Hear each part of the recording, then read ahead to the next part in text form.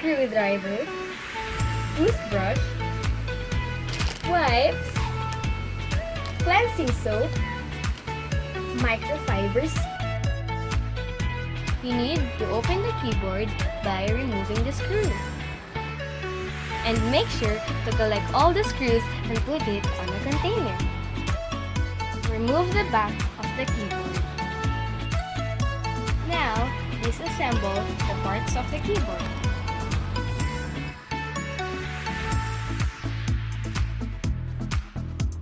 Brush all the dust.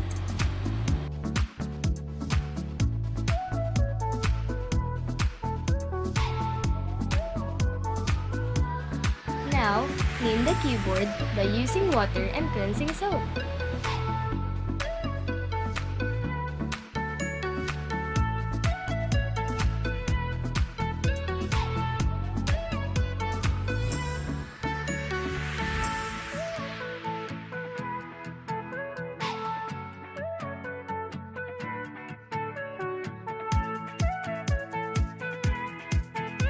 Let it dry for a few hours.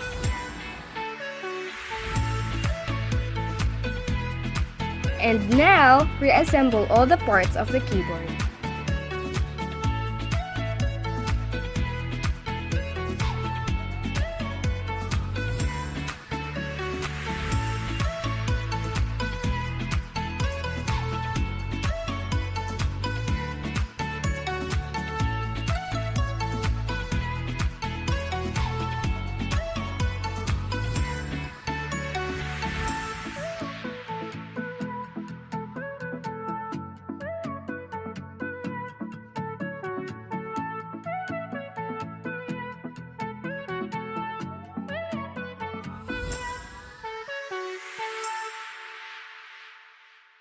So that is how you clean a keyboard.